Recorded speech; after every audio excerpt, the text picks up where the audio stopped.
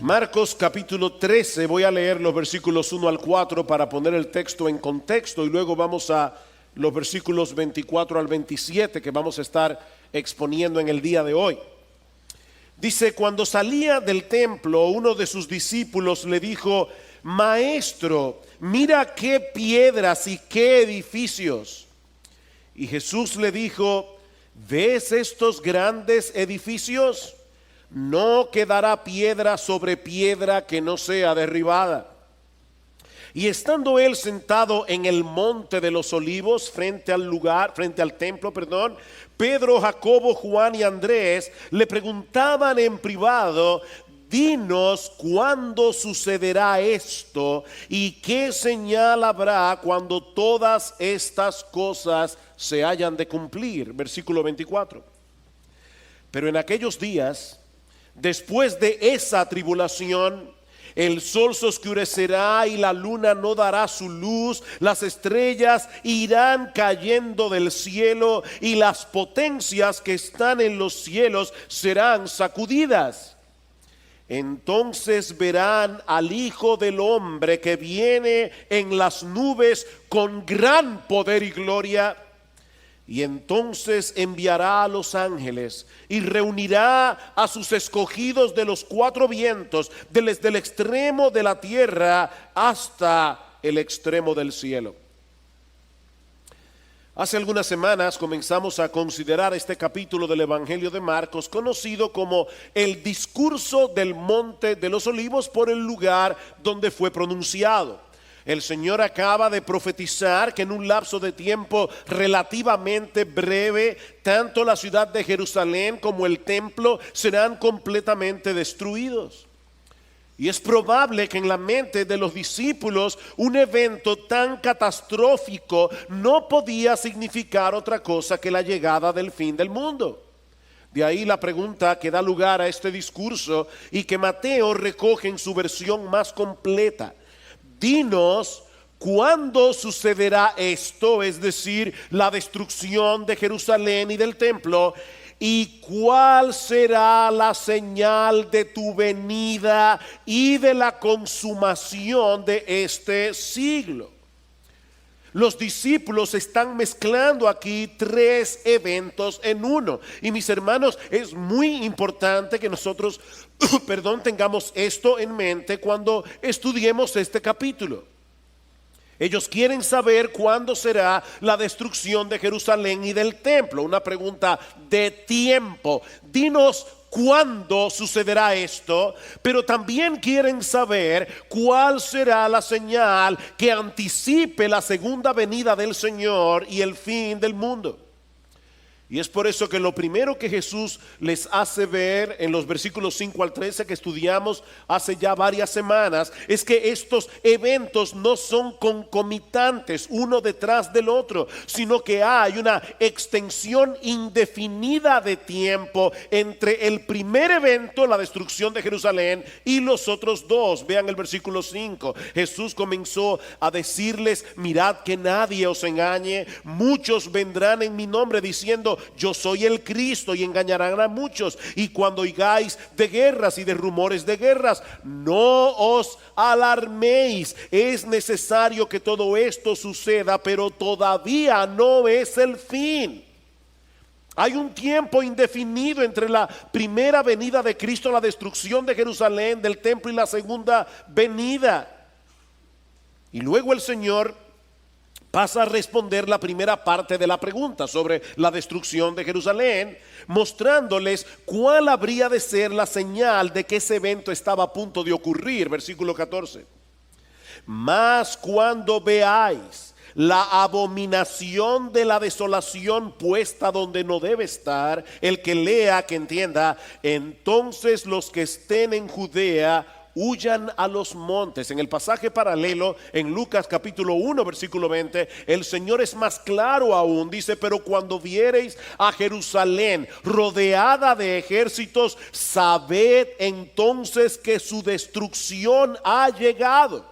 Entonces los que estén en Judea huyan a los montes. De hecho, en este mismo discurso, en el versículo 30, Cristo les dice claramente que no pasará esa generación hasta que todo esto suceda. Como vimos hace unas semanas atrás, en abril del año 70 después de Cristo, dentro de ese rango de tiempo, de esa generación, el general Tito, hijo del emperador Vespasiano, sitió la ciudad de Jerusalén, arrasándola por completo en septiembre de ese mismo año. Y tal como lo había profetizado Jesús, en el templo no quedó una piedra sobre otra que no fuera derribada.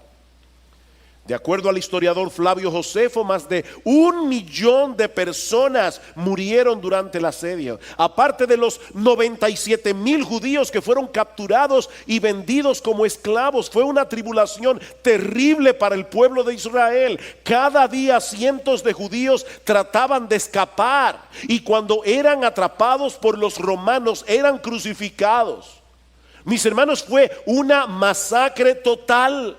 De ahí las directrices que Jesús les da a los discípulos en los versículos 14 al 23, que ya estudiamos hace unas semanas. Los que estén en Judea, huyan a los montes, no desciendan a su casa. No es tiempo para guardar sus pertenencias, salgan huyendo.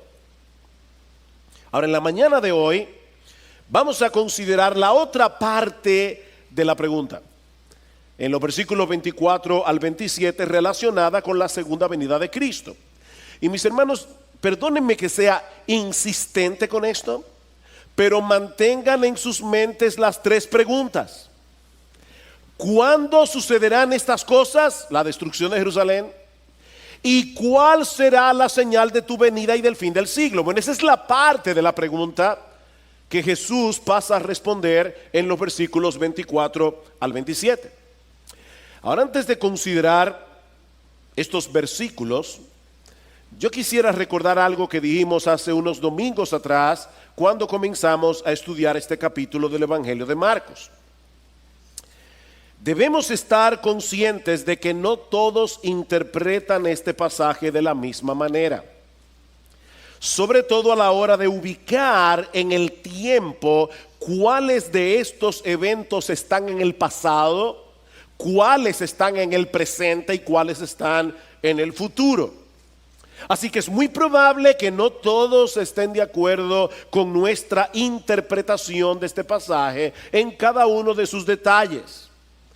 No obstante, mis hermanos, yo les ruego que consideren conmigo el peso de la evidencia bíblica, porque les adelanto que algunas de las cosas que vamos a decir en el día de hoy no encajan con algunas creencias que se hicieron muy populares a finales del siglo XIX, durante el siglo XX, y que aún en el día de hoy lamentablemente son consideradas en muchas iglesias como una marca de ortodoxia doctrinal.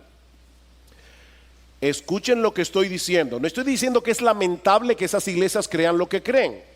Lo que estoy diciendo es que es lamentable que algunas iglesias tengan estas creencias como una marca de ortodoxia doctrinal. Es decir, que si no todos creemos exactamente como ellos creen, seremos considerados como herejes.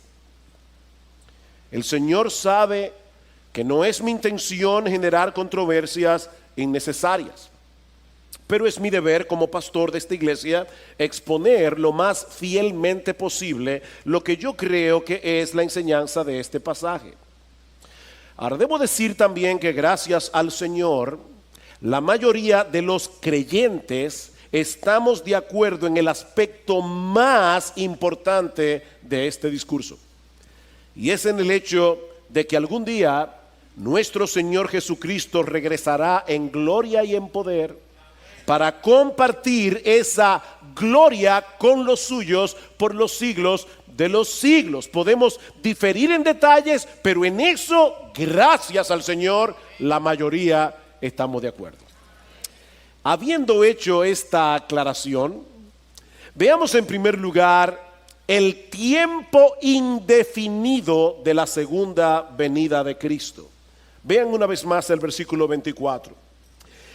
Pero en aquellos días, después de esa tribulación, versículo 26, entonces verán al Hijo del Hombre que viene en las nubes con gran poder y gloria. Como hemos dicho ya, en cuanto a la destrucción de Jerusalén, ellos preguntaron cuándo sucederá esto. En cuanto a la destrucción de Jerusalén, el Señor les da algunas pistas muy claras en el sermón del Monte de los Olivos. Pero mis hermanos, en cuanto a la segunda venida de Cristo, el asunto es muy diferente. Vean el versículo 32.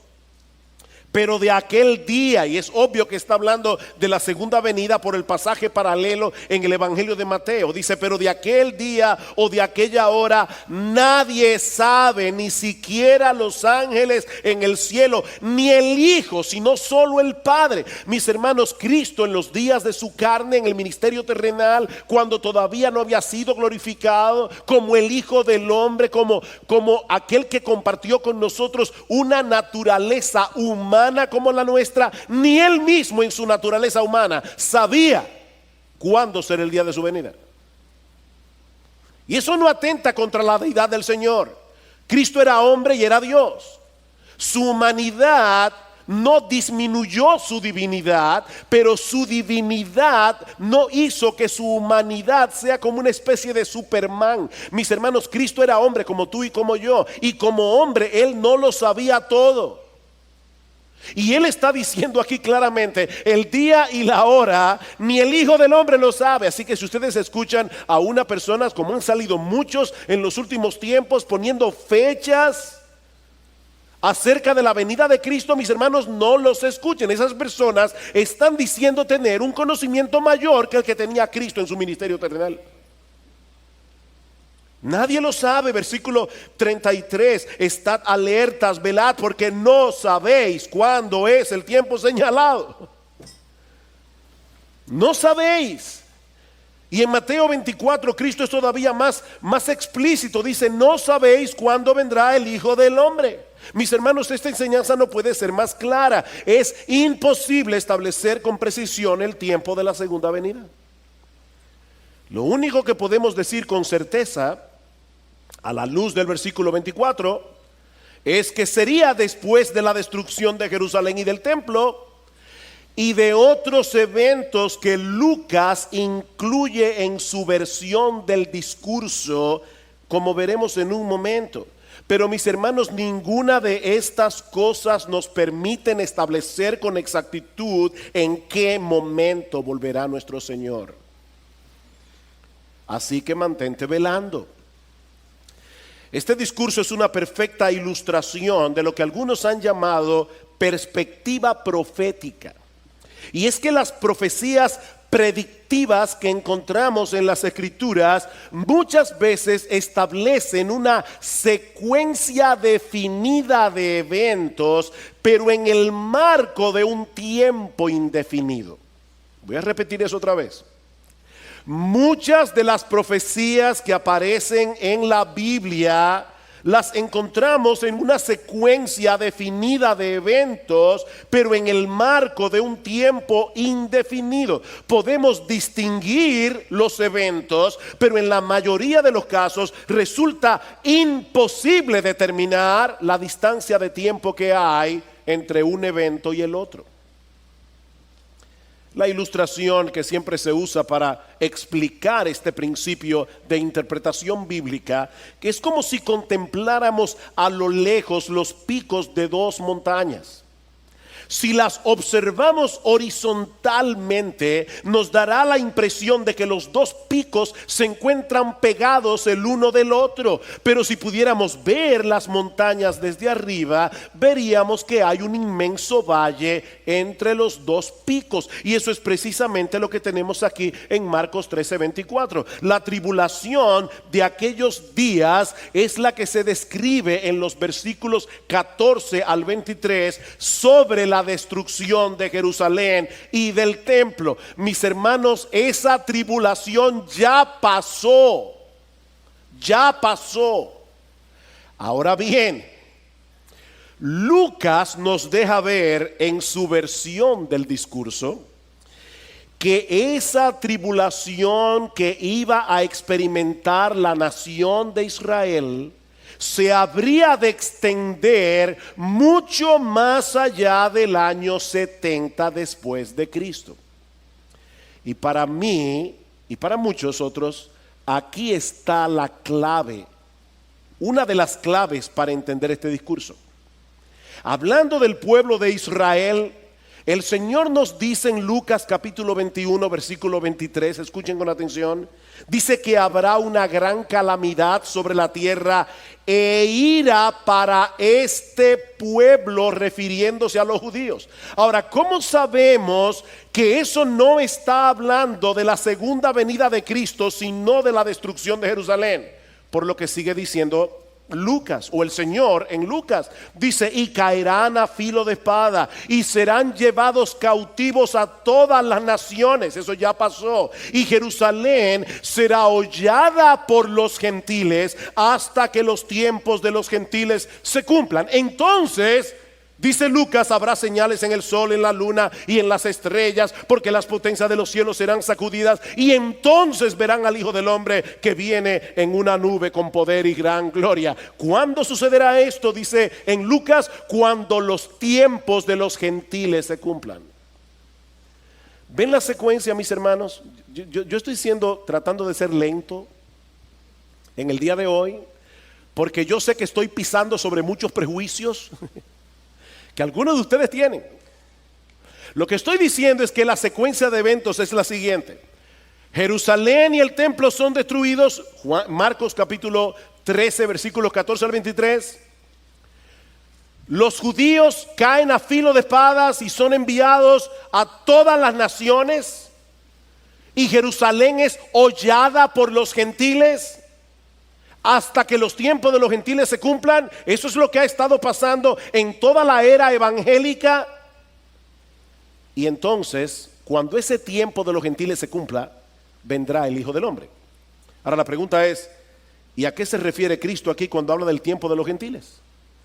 ¿Y cuándo se cumplirán esos tiempos? Bueno, yo creo que el Señor está hablando aquí de este tiempo en el que Dios ha abierto la puerta del evangelio a los gentiles para formar su iglesia con gente de todo pueblo, lengua, tribu y nación. Ese es el tiempo de los gentiles. Ahora se están convirtiendo gente de todas las razas, se están convirtiendo gente de todas las naciones. Dios está conformando a su iglesia. Cuando se complete el número de los elegidos de todas las naciones, entonces Cristo vendrá, no antes. Cuando se cumpla el tiempo de los gentiles. Acompáñenme por un momento a Mateo capítulo 21. Y en el día de hoy, a diferencia de muchas de mis prédicas, generalmente yo cito los pasajes para no quitarle el ritmo al mensaje, pero yo necesito que ustedes vean los pasajes que estamos citando. En Mateo capítulo 21, Cristo da una parábola, la parábola de los labradores malvados. Y hay dos cosas que debo decir acerca de esta parábola que ya estudiamos hace unas semanas en el Evangelio de Marcos. La primera es que esta parábola fue dirigida a los fariseos. La segunda es que esta parábola fue dicha el martes en la mañana, muy probablemente el mismo día en que Jesús pronunció luego el discurso del Monte de los Olivos. Nosotros tenemos semanas estudiando la Biblia secuencialmente y puede darnos la impresión de que hace mucho que el Señor habló de eso. No hace mucho que nosotros estudiamos eso aquí. Pero en la secuencia bíblica, la parábola de los labradores malvados muy probablemente fue dicha el mismo día del discurso del Monte de los Olivos. Y ahora escuchen la parábola. Mateo capítulo 21, versículo 33. Escuchad otra parábola. Había una vez un hacendado que plantó una viña y la cercó con un muro y cavó en ella un lagar y edificó una torre. Está citando Isaías capítulo 5, donde vemos claramente que esa viña es la nación de Israel. Dice: y la arrendó a unos labradores y se fue de viaje. Ahí están los líderes religiosos de la nación. De hecho, Marcos dice que ellos entendieron que era contra ellos que Jesús había dicho la parábola. Y cuando se acercó el tiempo de la cosecha, envió sus siervos a los labradores, los profetas, para recibir sus frutos. Pero los labradores, tomando a los siervos, a unos lo golpearon, a otros lo mataron y a otros lo apedrearon. Volvió a mandar a otro grupo de siervos, mayor que el primero, y le hicieron lo mismo. Finalmente les envió a su hijo, diciendo: respetarán a mi hijo. Pero cuando los labradores vieron al hijo, dijeron entre sí: este es el heredero, venid, matémoslo y apoderémonos de su heredad. Y echándole mano, lo arrojaron fuera de la viña y lo mataron. Jesús murió fuera de Jerusalén. Cuando venga pues el dueño de la viña, ¿qué hará a estos labradores?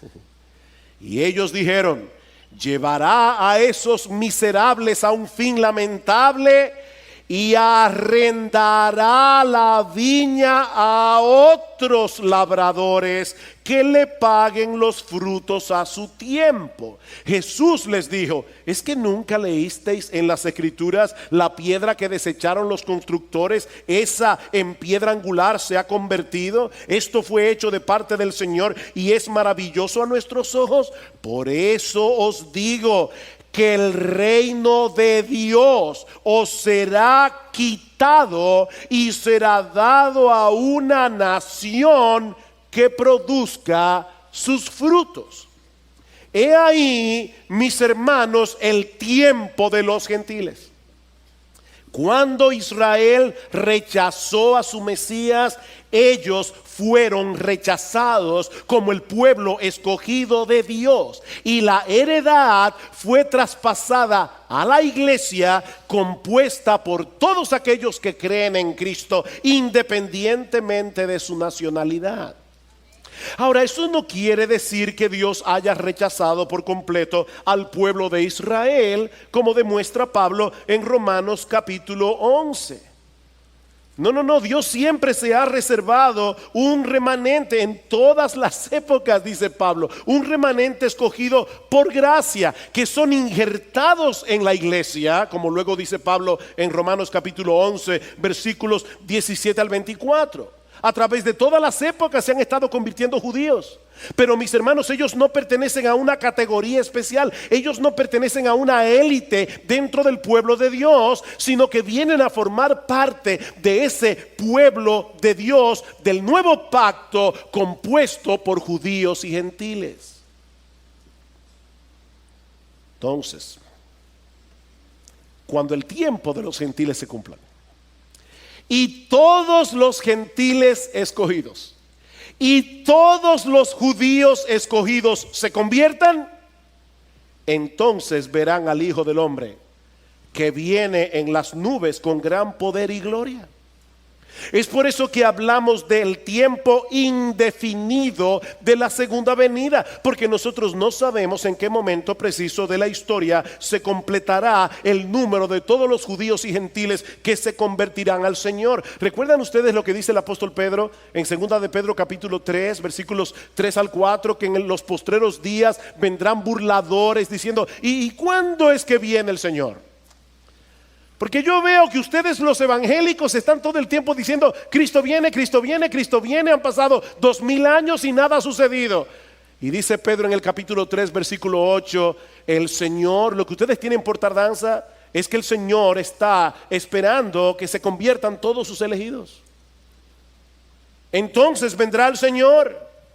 Ya Cristo había dicho en Marcos capítulo 13 versículo 10 que el evangelio debía ser predicado a todas las naciones. Y Mateo añade en Mateo capítulo 24 versículo 14 que luego que el evangelio sea predicado en todas las naciones, entonces vendrá el fin.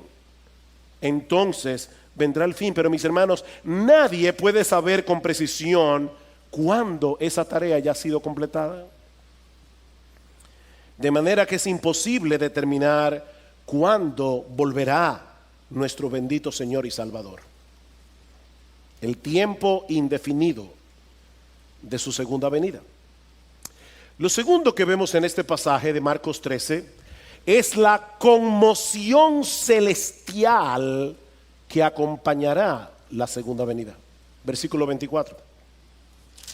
Marcos capítulo 13, versículo 24.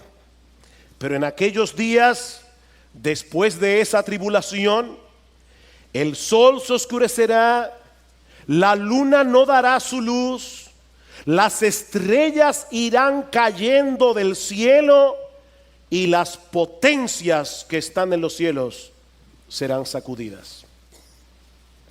Esta conmoción celestial que el Señor está describiendo aquí aparece en varios pasajes del Antiguo Testamento para describir el juicio de Dios sobre las naciones paganas como Egipto, Babilonia. Eso lo podemos ver en Isaías capítulo 13 versículos 9 al 10, Isaías capítulo 34 versículos 4 al 5, Ezequiel capítulo 32. Hay otros pasajes en Joel, en Amós, que usan este mismo lenguaje.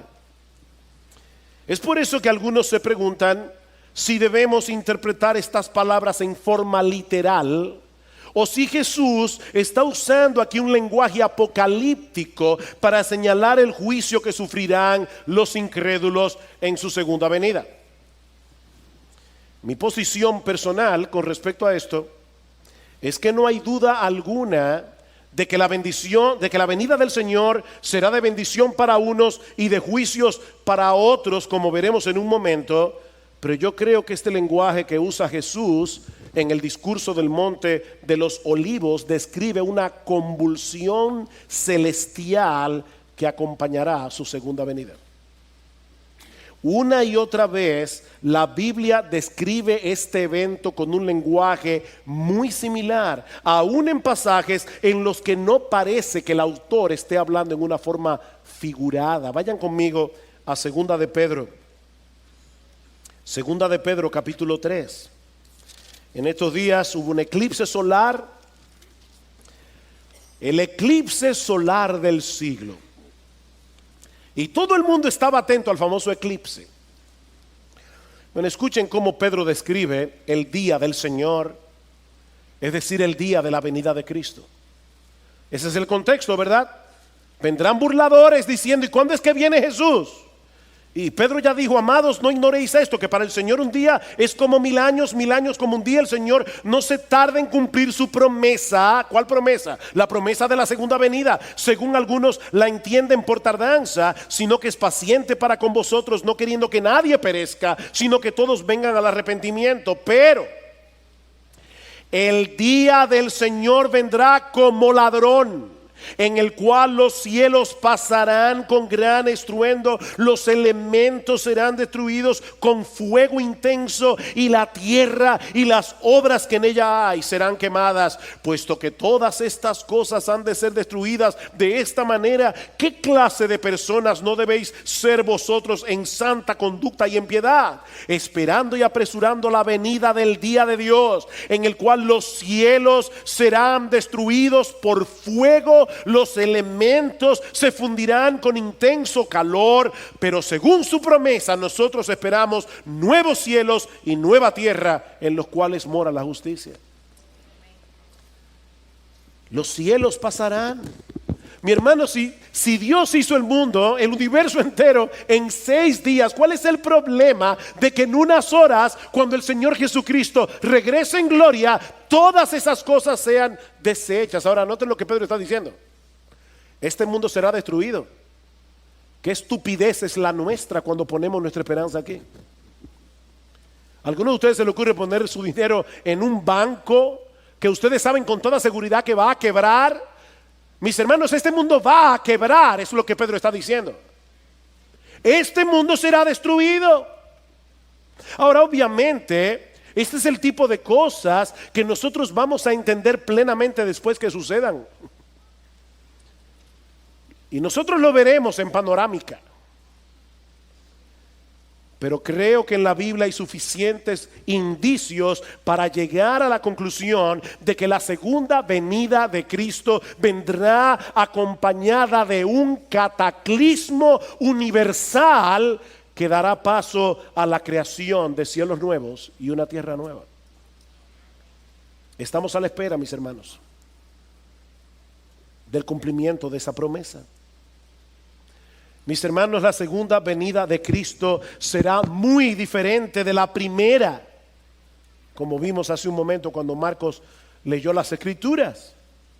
Cristo nació humildemente en una oscura aldea de Palestina, rodeado de animales, en un sucio establo de Belén, y luego murió en debilidad en una cruz romana, pero su regreso no será así. Y eso nos lleva a nuestro tercer encabezado: las características dominantes de la segunda venida. Marcos capítulo 13, una vez más. Marcos capítulo 13, versículo 26. Entonces verán al Hijo del Hombre que viene en las nubes con gran poder y gloria. Hay tres cosas aquí a las que quiero llamar vuestra atención. La primera es que la venida de Cristo es personal. Hay personas muy esotéricas que hablan como de una venida fantasmal. Sí, Cristo viene a la vida de todos. El Cristo, el Maestro. No. Aquí estamos hablando de la venida del Hijo del Hombre. Verán al Hijo del Hombre, y es una expresión que Jesús usó frecuentemente en los evangelios para hablar de sí mismo. Ahora, mis hermanos, no olviden que nos encontramos en medio de la semana de la pasión, apenas 3 días antes de su crucifixión. Ya Cristo había anunciado a los discípulos en Marcos capítulo 10, versículo 33, lo que iba a sucederle al final de esa semana. He aquí, subimos a Jerusalén, y el Hijo del Hombre será entregado a los principales sacerdotes y a los escribas, y le condenarán a muerte, y le entregarán a los gentiles, y se burlarán de él, y le escupirán, le azotarán, le matarán, y 3 días después resucitará. El Señor sabía que todo esto iba a suceder, pero ahora está profetizando que ese mismo Hijo del Hombre, que sería llevado a la cruz en debilidad, del cual harían burla los hombres, no solo se levantará de los muertos, sino que algún día regresará a la tierra sobre las nubes del cielo con poder y gran gloria. Mis hermanos, el mismo Jesús que murió, el mismo Jesús que resucitó, el mismo Jesús que ascendió a los cielos, el mismo Jesús que está sentado a la diestra del Padre, ese mismo Jesús regresará. En Hechos capítulo 1 dice que después que el Señor resucita, se queda con los discípulos 40 días hablándoles del reino de Dios.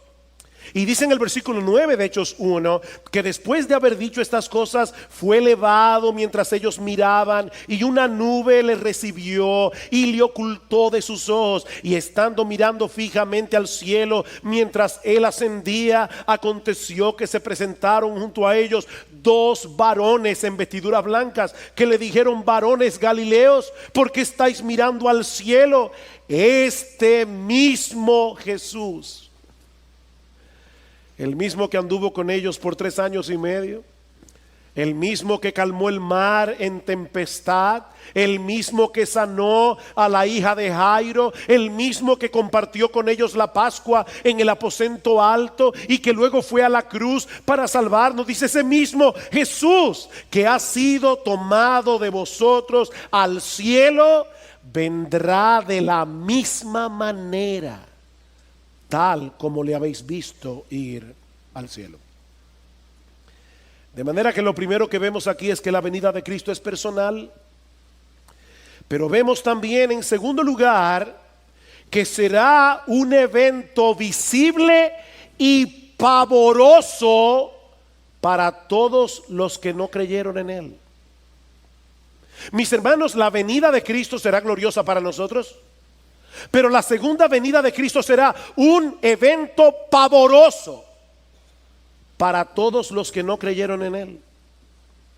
Mateo dice en Mateo 24, todas las tribus de la tierra harán duelo.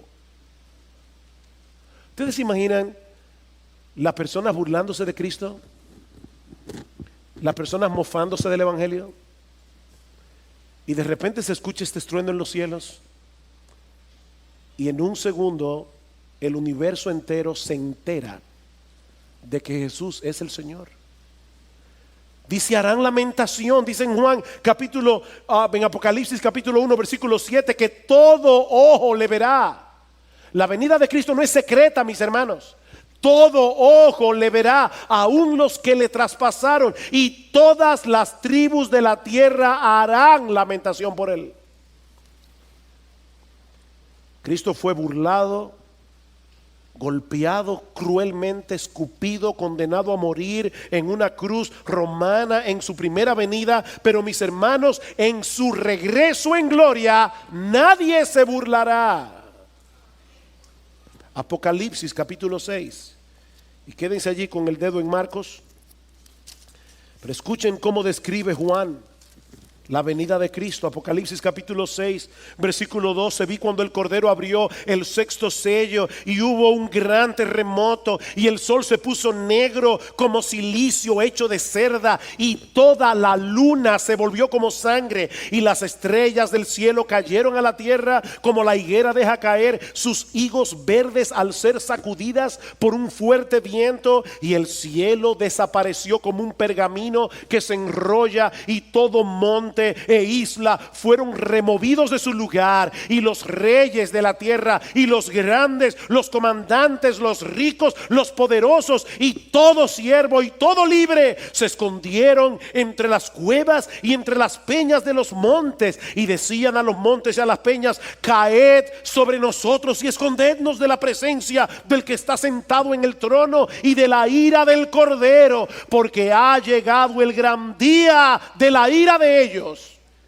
¿Y quién podrá sostenerse? Wow, la ira del Cordero. Sí, Cristo murió en la cruz como un cordero manso, pero cuando Cristo regrese en gloria, nadie se burlará. Será un evento pavoroso para aquellos que no creyeron en Jesús. Pero vemos también, en tercer lugar, que la segunda venida de Cristo será gloriosa. Será gloriosa. ¿Qué dice Marcos? Entonces verán al Hijo del Hombre que viene en las nubes con gran poder y con gloria. Los discípulos conocían muy bien el Antiguo Testamento y sabían que al hablar de su venida en las nubes del cielo, Jesús estaba colocando su gloria a la par con la gloria del Padre. Dice en Éxodo capítulo 19:9 que el Señor le dijo a Moisés en el monte Sinaí: he aquí, vendré a ti en una densa nube. En el Salmo 97 versículo 2 dice que las nubes lo rodean. Estas nubes, mis hermanos, no son naturales. Estas nubes son un despliegue de la gloria de Dios. Hay una presencia especial del Espíritu de Dios en medio de la iglesia. Estamos alabando al Señor y uno casi puede palpar que Cristo realmente está presente en medio de su pueblo. Él le ha prometido estar presente en medio de su pueblo, y uno puede alabar al Señor, pero uno lo está contemplando con los ojos de la fe. ¿Ustedes se imaginan, mis hermanos, lo que será aquel día? Cuando nuestro Señor Jesucristo regrese y nosotros podamos verle cara a cara, cuando nosotros podamos ver su gloria, una gloria que ahora está oculta de nuestros ojos, una gloria que ahora solo podemos contemplar con los ojos de la fe. Pero algún día, mis hermanos, los cielos se abrirán con gran estruendo y nuestro Señor Jesucristo regresará del cielo con poder y gran gloria en las nubes del cielo. Y nosotros le veremos. Y nosotros le veremos. ¿Cómo no debería eso llenar nuestras mentes y corazones? Y en ese momento, su iglesia será reunida a su Señor para regresar junto a Él y quedar junto a Él por los siglos de los siglos. Y eso nos lleva a nuestro último y más controversial encabezado: la reunión del pueblo de Dios en su segunda venida. Versículo 27. Y entonces enviará a los ángeles y reunirá a sus escogidos de los cuatro vientos, desde el extremo de la tierra hasta el extremo del cielo.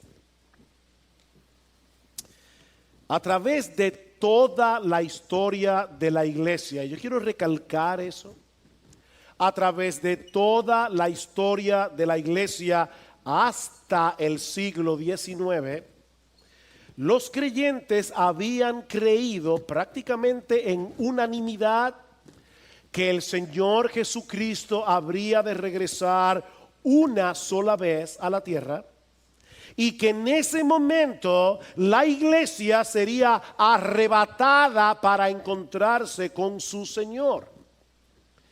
Repito, esa había sido la creencia de la iglesia a través de toda su historia. Pero en el siglo XIX surgió una creencia nueva que luego vendría a ser muy popular debido a la proliferación de una Biblia anotada por un abogado y pastor llamado Ciro Ingerson Scofield, publicada en el año 1909, y que sostenía la postura de una venida de Cristo en dos partes: una secreta antes del inicio de una tribulación que, según esta creencia, duraría 7 años, y una pública inmediatamente después de esa tribulación. En esa primera parte de la segunda venida, la parte secreta, la iglesia sería arrebatada para no pasar por la gran tribulación, mientras que en la segunda etapa de la segunda venida habría de ocurrir todo lo que hemos estudiado hoy en el discurso del Monte de los Olivos. Según esta posición teológica, conocida como rapto pretribulacional, los elegidos de los que se habla en el versículo 27 son los judíos que supuestamente se van a convertir durante ese periodo de tribulación.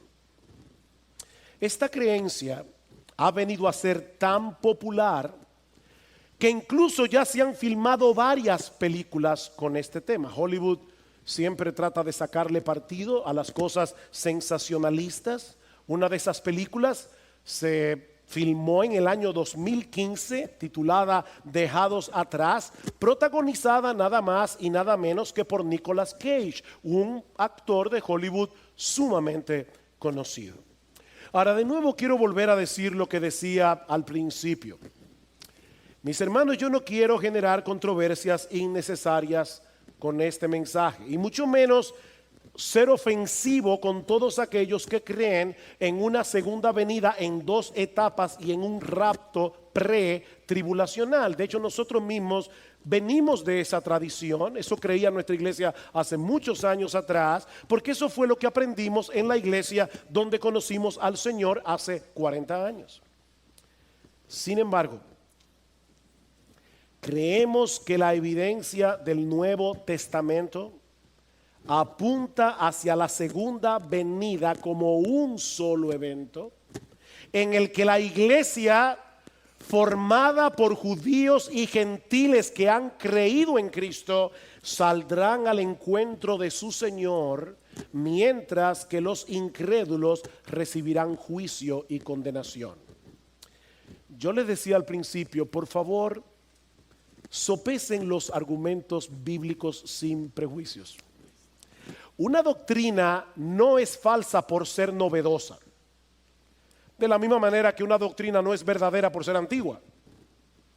Una doctrina es verdadera por ser bíblica. Ahora, cuando hay una doctrina que sale nueva, y esta doctrina del rapto pretribulacional es relativamente nueva, nosotros tenemos que preguntarnos, ¿realmente durante 19 siglos nadie en la iglesia vio esto? Hermanos, ¿qué nos enseña la Biblia? Bueno, yo quiero, por favor, que vayan conmigo en sus Biblias a varios textos bíblicos. Quiero ser tranquilo, lento, quiero que lo veamos. Yo sé que este estudio ha sido muy, ¿cómo puedo decirlo? Muy académico, pero es que hace mucho que no hablamos de este tema y yo necesito que ustedes lo vean. Mateo capítulo 13. Mateo capítulo 13. Recuerden lo que estoy tratando de demostrar. Estoy tratando de demostrar que Cristo viene una sola vez, por segunda vez. Y que es en esa segunda venida que la iglesia será arrebatada y los impíos serán destruidos. En Mateo, capítulo 13, el Señor está explicando a los discípulos la parábola de la cizaña y el trigo. Escuchen la interpretación de Jesús, versículo 37. Respondiendo él les dijo, porque los discípulos le dijeron: Señor, explícanos la parábola de la cizaña del campo.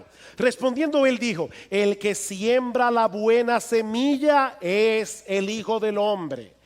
El campo es el mundo, no la iglesia. Yo no sé cuántas veces yo he oído personas diciendo: en la iglesia hay trigo y hay cizaña. Y es verdad que en la iglesia a veces hay trigo y hay cizaña, pero este pasaje no está hablando de eso. Este pasaje está hablando de que a pesar de que Cristo ya inauguró su reino cuando vino la primera vez, murió en una cruz, ascendió a los cielos y se sentó a la diestra del Padre, Él ya está reinando.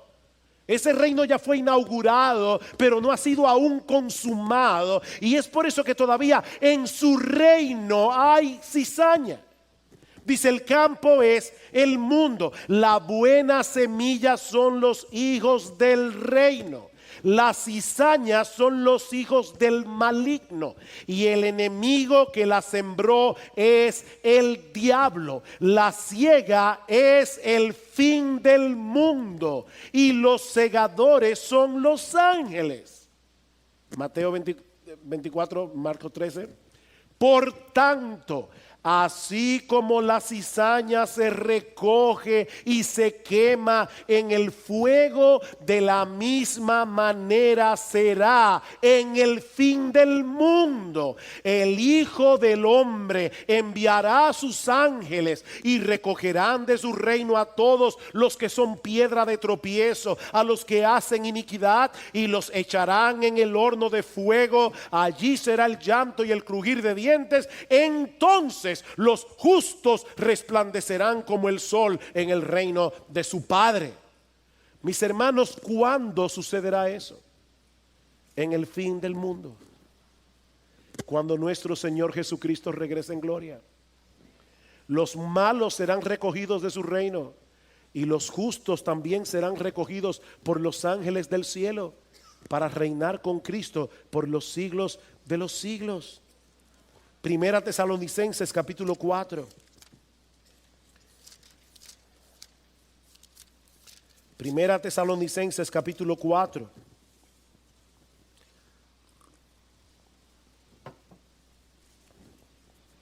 Alguien publicó un video por ahí diciendo que yo no creía en el arrebatamiento. Y hasta hereje me llamaron. Bueno, aprovecho para decir: yo creo en el arrebatamiento de la iglesia.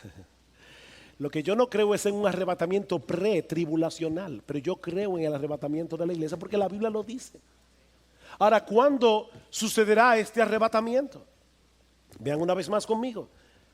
Primera Tesalonicenses 4:13. Pero no queremos, hermanos, que ignoréis acerca de los que duermen, para que no os entristezcáis como lo hacen los demás que no tienen esperanza. Porque si creemos que Jesús murió y resucitó, así también Dios traerá con él a los que durmieron en Jesús. Por lo cual os decimos esto por la palabra del Señor, que nosotros, los que estemos vivos y que permanezcamos hasta la venida del Señor, no precederemos a los que durmieron. Pues el Señor mismo descenderá del cielo con voz de mando, con voz de arcángel y con la trompeta de Dios, y los muertos en Cristo se levantarán primero. Entonces nosotros, los que estemos vivos y que permanezcamos, seremos arrebatados juntamente con ellos en las nubes al encuentro del Señor en el aire, y así estaremos con el Señor siempre. No en el aire, sino con el Señor. Por tanto, confortaos unos a otros con estas palabras. Sí, yo sé que ya se acabó el capítulo 4, pero recuerden que la Biblia no se escribió en capítulos, así que sigamos leyendo. Ahora bien, hermanos, con respecto a los tiempos y a las épocas de cuando eso va a ocurrir, no tenéis necesidad de que os escriba nada, pues vosotros mismos sabéis perfectamente que el día del Señor vendrá como un ladrón en la noche. ¿Recuerdan el día del Señor del que habló Pedro? El día del Señor vendrá como un ladrón en la noche, que cuando estén diciendo paz y seguridad, entonces la destrucción vendrá sobre ellos repentinamente como dolores de parto a una mujer que está encinta, y no escaparán. Mis hermanos, cuando yo leo este texto, en su contexto, yo no veo una venida pretribulacional 7 años en secreto, y luego una venida pública 7 años más tarde en la que los malos serán destruidos. Pablo está hablando aquí de un día del Señor en el que Cristo viene, los muertos resucitan, los creyentes son arrebatados y los impíos son destruidos. Segunda a Tesalónica, capítulo 1. Para mí es importante, hermano, que ustedes lo vean, así que yo me voy a tomar mi tiempo. Segunda a Tesalonicenses capítulo 1 versículo 6. Porque después de todo es justo delante de Dios retribuir con aflicción a los que os afligen y daros alivio a vosotros que sois afligidos, y también a nosotros cuando el Señor Jesús sea revelado desde el cielo con sus poderosos ángeles en llama de fuego. ¿Ven ustedes, hermanos? Jesús viene y dice Pablo, Él le dará alivio a los creyentes y los impíos serán destruidos. Versículo 8, dando retribución a los que no conocen a Dios y a los que no obedecen al evangelio de nuestro Señor Jesús. Estos sufrirán el castigo de eterna destrucción, excluidos de la presencia del Señor y de la gloria de su poder. ¿Cuándo? Cuando Él venga para ser glorificado en sus santos en aquel día y para ser admirado entre todos los que han creído. ¿Dos venidas o una sola?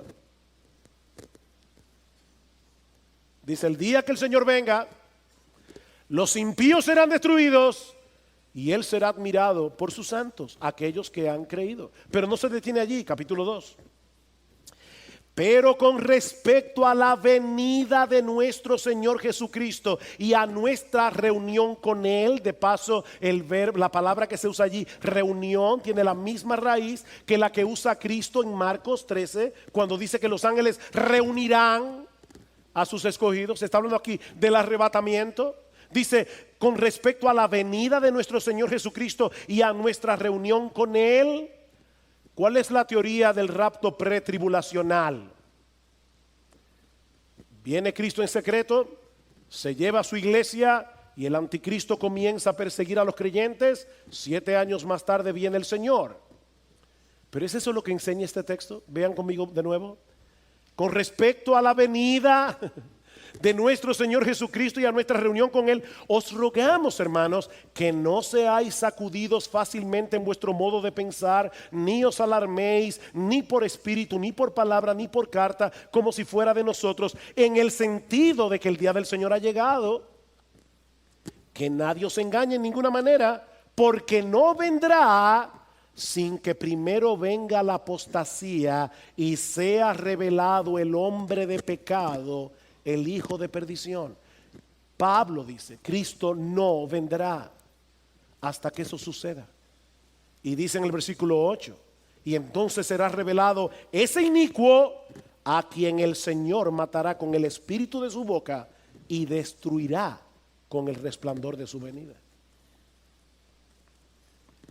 Vuelvo y repito, mis hermanos, no quiero ofender a los que han creído y creen en una venida de Cristo en 2 etapas y en un rapto pretribulacional, pero mis hermanos, lo que yo veo en la Biblia, en el Nuevo Testamento, es que Cristo viene una sola vez Los suyos serán arrebatados y vienen con Cristo a una tierra nueva y a un cielo nuevo cuando ya los impíos hayan sido completamente destruidos. Esto encaja perfectamente con la enseñanza del Señor en el discurso del Monte de los Olivos. Cuando nuestro Señor y Salvador regrese en gloria, Él enviará a sus ángeles para que recoja su trigo en el granero y la paja sea quemada en un fuego que nunca se apagará. Ahora, yo no quisiera, mis hermanos, que la parte controversial de este mensaje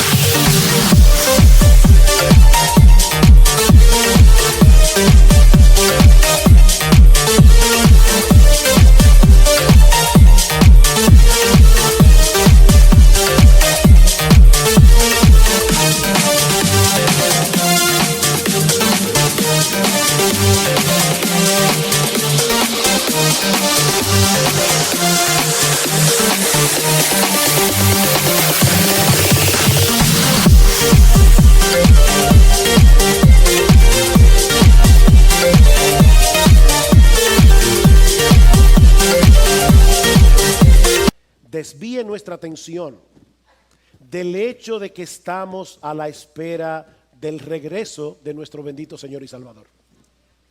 En eso estamos de acuerdo, ¿verdad? Dice el pastor Albert Martin acerca de este capítulo: lo que es más importante en este capítulo está claro: Cristo viene. Y lo que está claro debe dominar nuestros pensamientos. Mis hermanos, Cristo viene. Por más que el mundo se burle de esa expresión, como dice Pedro en su segunda carta, el día llegará cuando los cielos se estremecerán y todos verán al Hijo del Hombre viniendo en las nubes con poder y gran gloria. Y así como se cumplieron al pie de la letra cientos de profecías que anunciaban la primera venida de Cristo, mis hermanos, así podemos tener completa certeza de que Él regresará por segunda vez para ser admirado entre todos los que han creído, como dice Pablo. Mis hermanos, esa es nuestra esperanza. Esa es nuestra esperanza, que algún día estaremos físicamente con nuestro Señor y Salvador para no separarnos de Él nunca más. Mis hermanos, nuestra esperanza no es ir al cielo y ver las puertas de perlas y caminar por la calle de oro. No, mis hermanos, nuestra esperanza es estar con Jesús, que en este momento está en el cielo. Hablando de los creyentes en Tesalónica, Pablo les dice que ellos se habían convertido de los ídolos a Dios. ¿Para qué? Para servir al Dios vivo y verdadero y esperar de los cielos a su Hijo. ¿Tú escuchaste eso? La verdadera conversión consiste en dos cosas. En la verdadera conversión, los ídolos del corazón son destronados para colocar a Dios en el trono de nuestras almas como el objeto máximo de nuestro deleite. Pero al mismo tiempo la conversión redirige, replantea por completo el objeto de nuestra esperanza. Nosotros nos convertimos para esperar de los cielos a su Hijo. Para eso nos convertimos, para tener esa esperanza. Todos los seres humanos viven por una esperanza. Eso es lo que los motiva a levantarse por la mañana. Eso es lo que los lleva a hacer todo lo que hacen cada día. Bueno, mis hermanos, lo que Pablo está diciendo aquí es que uno de los resultados de la salvación es llevarnos a esperar en la segunda venida de Cristo por encima de cualquier esperanza terrenal. Sí, hay muchas cosas legítimas que nosotros podemos esperar en esta vida, pero ninguna de ellas puede competir con esa esperanza. El Señor descenderá del cielo y nosotros nos reuniremos con Él. Y yo te pregunto, mi hermano, ¿es esa tu esperanza?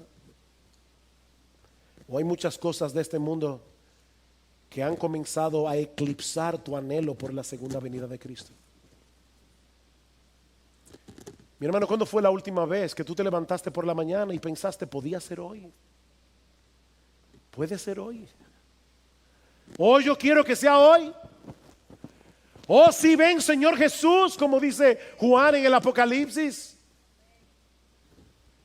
Porque mi hermano, si no es así, tu vida espiritual está en peligro.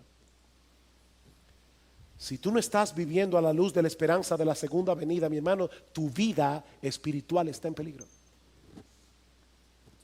Pablo dice en Tito capítulo 2, me encanta este pasaje, que la gracia de Dios se ha manifestado para salvación a todos los hombres, enseñándonos que renunciando a la impiedad y a los deseos mundanos, vivamos en este siglo sobria, justa y piadosamente. Dice John Piper, hay personas que dicen, es que los cristianos que viven esperando la segunda venida se olvidan de las cosas aquí abajo. No. Esperar la segunda venida nos motiva a estar activos en la iglesia, nos motiva a predicar el evangelio, nos motiva a buscar la gloria de Dios en todo lo que hacemos, aún en nuestras vocaciones terrenales. No, dice Piper, el problema no es que nosotros estemos pensando demasiado en el cielo, es que estamos pensando demasiado en el mundo. Dice que la gracia de Dios nos enseña a renunciar a la impiedad y a los deseos mundanos y vivamos en este siglo sobria, justa y piadosamente, aguardando la esperanza bienaventurada y la manifestación gloriosa de nuestro gran Dios y Salvador Jesucristo. ¿Saben por qué muchas veces los que profesan ser cristianos se ven tan mundanos? Bueno, en muchos casos es porque no son cristianos, pero en otros casos es porque han perdido de vista la segunda venida del Señor, la segunda venida de Cristo. ¿Cómo debería vivir un cristiano que se levanta todos los días de su vida diciendo, Señor, estas próximas 24 horas las voy a vivir como si fuera a encontrarme contigo al final del día? ¿Cómo viviría un cristiano? Mis hermanos, ¿por qué el mundo nos atrae tanto? Porque hemos perdido de vista esa esperanza, la esperanza de estar con nuestro Señor. Eso es lo que motiva al creyente a vivir en santidad. Eso es lo que motiva al creyente a hacer buenas obras. El hecho de aguardar esa esperanza bienaventurada. Algún día estaremos con nuestro Señor y echaremos nuestras coronas a sus pies en eterna gratitud por habernos comprado con su sangre y por habernos atraído hacia Él con cuerdas de amor. ¿Se dieron cuenta cómo dice Pablo en 2 Tesalonicenses?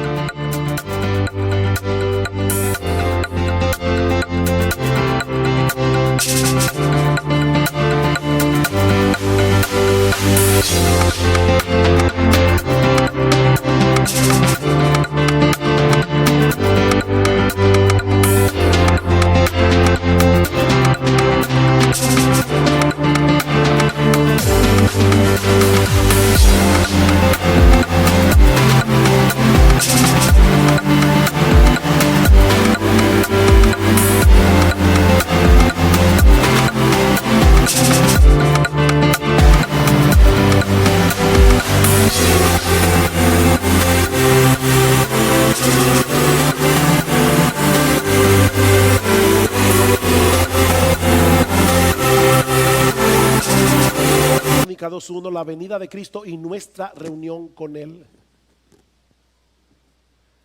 No es una película fantástica la que estamos, yo quisiera ver cómo los cielos se enrollan como un pergamino. Olvídate de eso. Esas son las cosas que acompañarán la segunda venida, pero eso no es importante. Lo importante es que Cristo viene y nosotros estaremos con Él. Nuestra reunión con Él, dice Pablo, y así estaremos siempre con el Señor. Y añade, alentaos unos a otros con estas palabras. ¿Cuándo fue la última vez Mi hermano, que tú te acercaste a un creyente en aflicción y le dijiste: mi hermano, estoy sufriendo contigo. Yo sé lo que tú estás pasando, pero no te olvides, hay una luz al final del túnel porque Cristo viene. ¿Cuándo fue la última vez que tú alentaste a alguien con esas palabras? Porque Pablo dice: alentaos, alentaos unos a otros con estas palabras. Hermanos, Cristo viene. Y yo te pregunto una vez más, mi amigo, ¿es esa tu esperanza? Miembro de Iglesia Bíblica del Señor Jesucristo, ¿estás aguardando con expectativa el retorno de tu Señor? ¿Estás velando, estás orando, estás ocupado en buenas obras? ¿O estás tan entretenido con las trivialidades de esta vida presente que hace rato que dejaste de esperarlo? Mi amigo, ¿qué pasará contigo en aquel día? ¿Serás recogido por los ángeles para estar con tu bendito Señor y Salvador? ¿O serás recogido con la cizaña para ser quemado en el fuego? Porque no hay otra opción. No hay otra opción. Cristo vendrá para juicio o para salvación. No hay otra opción. ¿O quiere el Señor usar estas palabras para despertar a algunos que creen, pero que tal vez están adormilados y necesitan volver a poner en perspectiva cuál es el verdadero objeto de nuestra esperanza? O tal vez para animar a algunos que todavía están allí fielmente corriendo la carrera, pero están cansados. Anímate, hermano, Cristo viene. Pero que también Dios use este mensaje para destruir por completo la esperanza falsa de aquellos que están sin Cristo. De modo que en esta misma hora ellos puedan poner toda su confianza únicamente en Él por medio de la fe. Maranata, Cristo viene. Sí, ven, Señor Jesús.